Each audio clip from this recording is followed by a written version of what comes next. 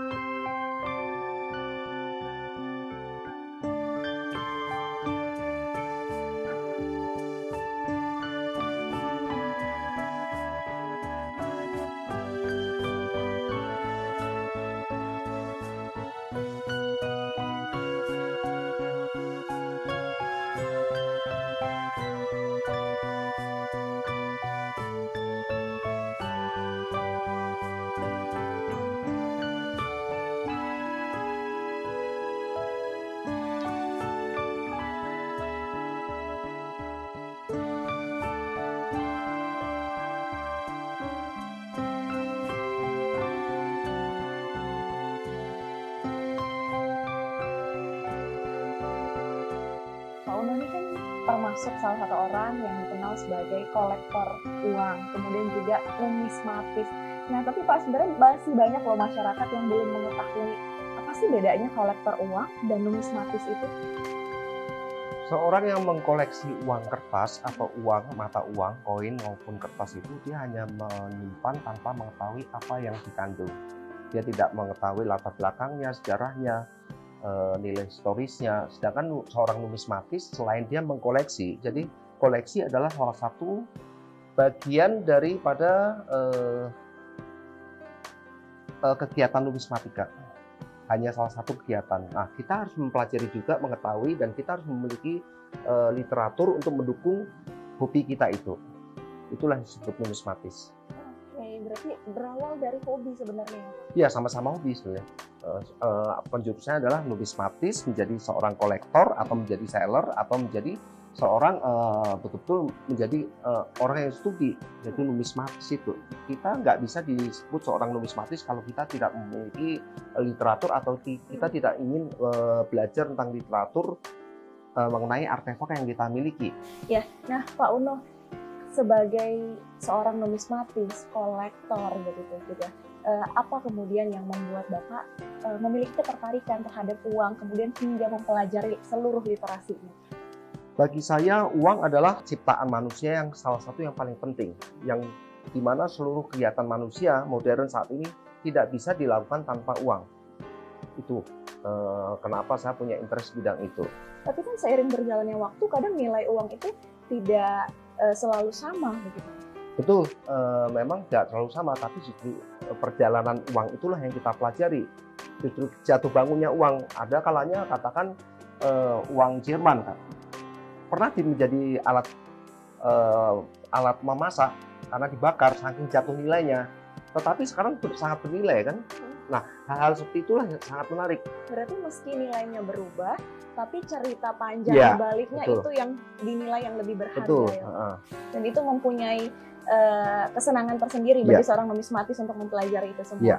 Nah, sejauh ini kalau dihitung nih Pak, sudah berapa lama sih Pak Pak Uno mempelajari kemudian mengoleksi uang-uang ini? Menjadi seorang kolektor saya sudah sejak mungkin SD ya, atau kecil, tetapi sebagai kolektor saja. Jadi kita hanya sebagai uang jajan, kita simpan, kita suka, tapi lama-lama kita butuh, kita buat jajan. Tapi pada dasarnya kesukaan terhadap mata uang itu sudah sejak kecil. Nah, mulai menjadi seorang profesional, katakanlah serius lah, menjadi numismatis yang serius tahun 1998 ketika proyek-proyek, saya bekerja di bidang proyek pembangunan itu jatuh. Saat itulah saya menganggur dan saya melihat satu bidang yang kira-kira apa yang menarik untuk saya tekuni. Dan ketika saya main ke tempat teman sedang membuka-buka katalog, dan saat itulah saya mulai memori itu terhangatkan lagi. Panjang perjalanan itu, apa yang menarik yang Bapak temukan mungkin dari perjalanan hadirnya uang-uang khususnya di Indonesia? Pertama, saya mendapat keuntungan adalah dari segi sosialisasi. Saya mendapatkan banyak teman, pergaulan. Keduanya adalah saya mendapatkan banyak pengetahuan.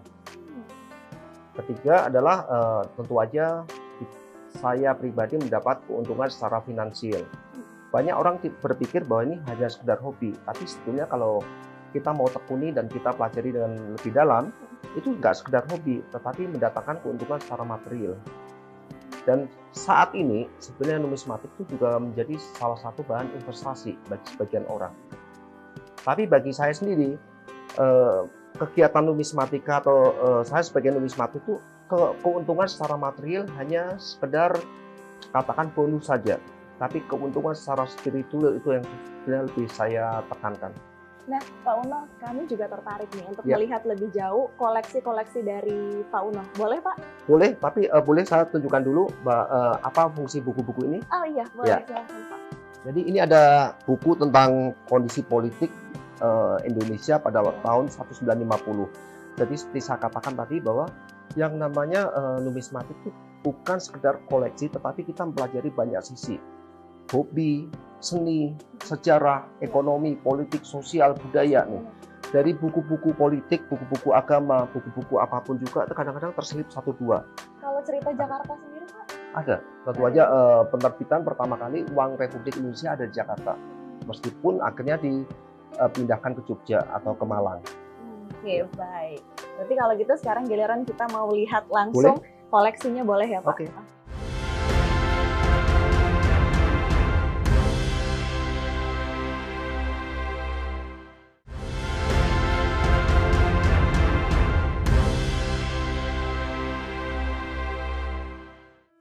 Ya, ini Amel, ini ruang kerja saya dan ini adalah peralatan perang seorang arsitek atau interior designer zaman dulu. Tapi sekarang sudah nggak dipakai lagi, namanya meja gambar. Meja gambar. Ya, tapi hari ini saya akan pergunakan untuk bahan presentasi sesuatu yang Amel tanyakan tadi. Oke, kita lihat ya. Ini adalah yang disebut uang Jakarta itu. Tetapi ya, ini adalah uang pertama kali yang Republik Indonesia pernah miliki. Sebelumnya kita menggunakan uang Jepang atau uang Belanda atau uang The Javase Bank, Bank Indonesia saat ini. Tapi inilah uang pertama kali yang kita miliki. Pak, terbit Jakarta, silahkan dilihat itu. Ya, ini Rp100 ya, Pak? Iya, Rp100. Berarti ini pertama kali. Yang pertama kali ini disebut namanya uang Republik Indonesia atau ORI. Inilah uniknya seorang numismatis, kita bisa menemukan rahasia yang terkandung dalam mata uang ini. Sebagai contoh, ini adalah uang Bukit Barisan, Sumatera Selatan. Penguasa militer saat itu bernama Abdul Kapau Gani. Mata uang ini diberi kode-kode sandi untuk menanggulangi pemalsuan yang terjadi, yaitu ada AKG. Abdul Kapau Gani, Gubernur Militer Sumatera Selatan, daerah dan seterusnya. Ini ada kata-katanya sehingga dia membentuk satu rangkaian. Nah, itu tugas numismatis untuk memecahkan kode-kode penomor serian ini. Tapi kalau yang di atas ini termasuk dalam uang Indonesia juga, Pak? Semua ini uang Indonesia. Ini adalah ketika Indonesia merdeka lalu pada tanggal 30 Oktober 1946 mereka menerbitkan uang Republik Indonesia, tetapi setelah agresi militer pertama tahun 1947, peredaran ori ini diblokir oleh Belanda dan kita kalah.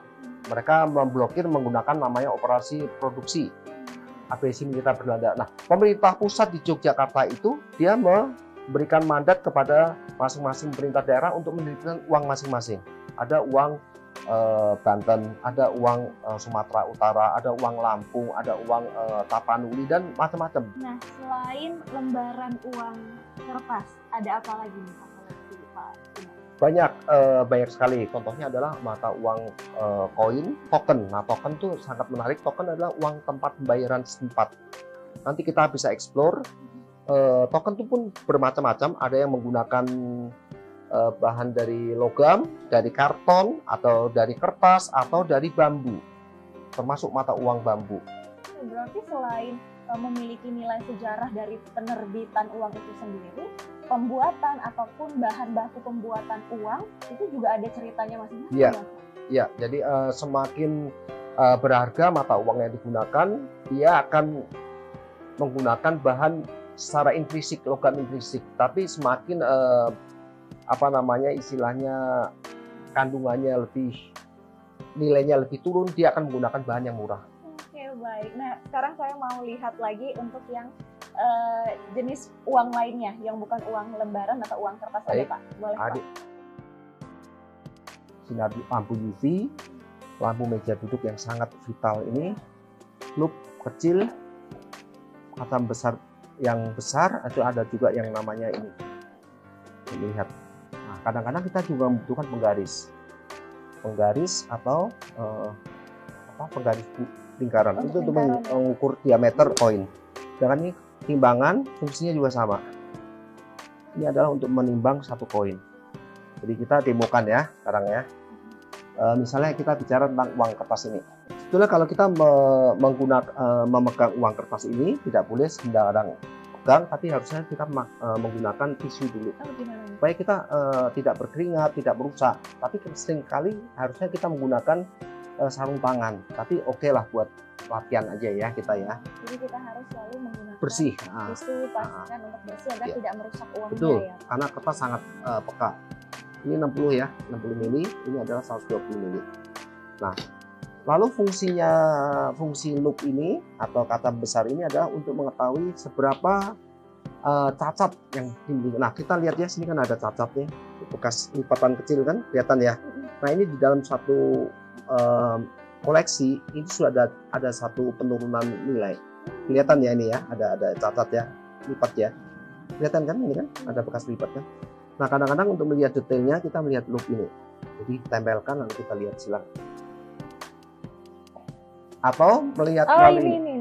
Nah, atau melihat menggunakan ini juga bisa. Bisa didekatkan ke matanya mungkin. Oh, akhirnya kita bisa melihat bahwa di sini ada lipatan. Nah, detail-detailnya, detail tulisan. Kita lihat tulisan, nah kita bisa melihat apa tulisan juga. Oh, nah, sesuatu yang sulit sekali dilihat dengan mata telanjang.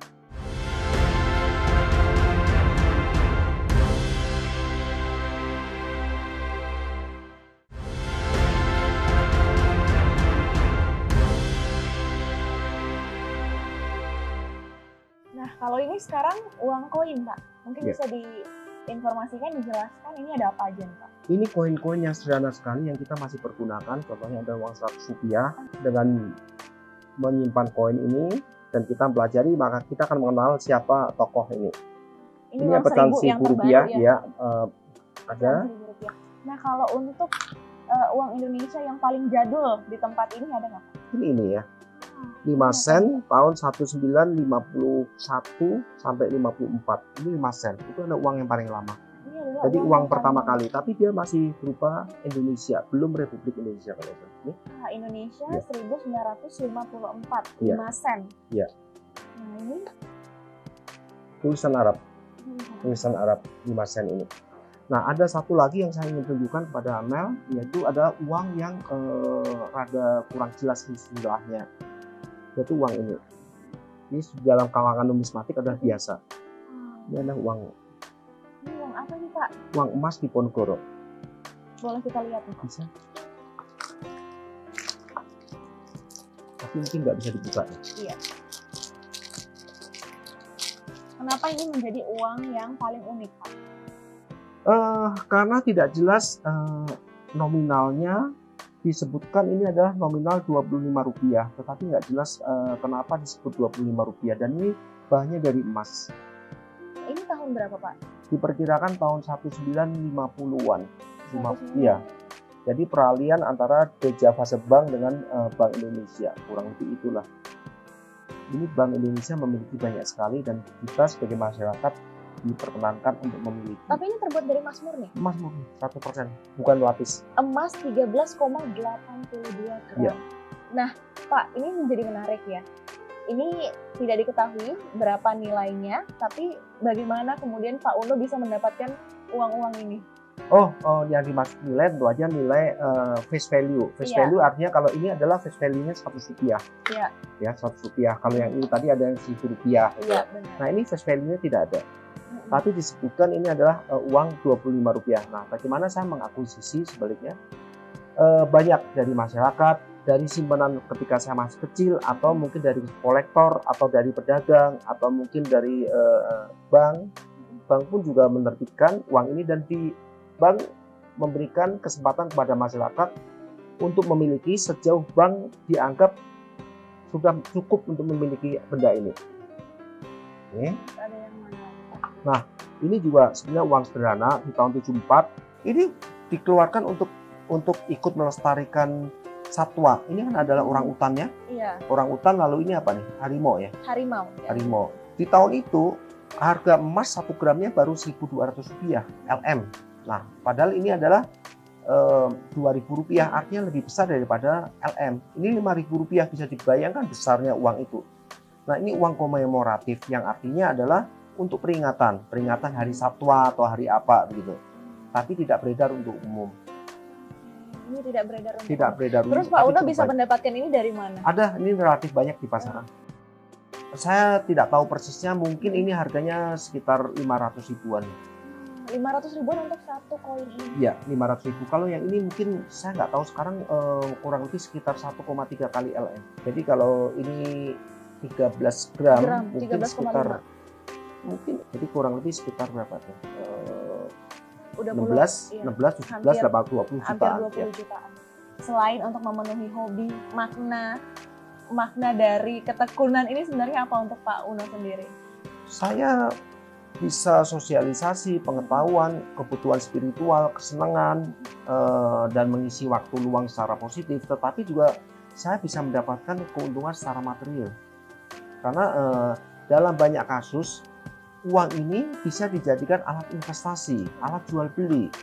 Dan kita bisa dijadikan semacam alat untuk mendapatkan keuntungan secara material. Berarti ada 3, Pak. Sosialisasi, pengetahuan, Iya. dan juga material. Iya.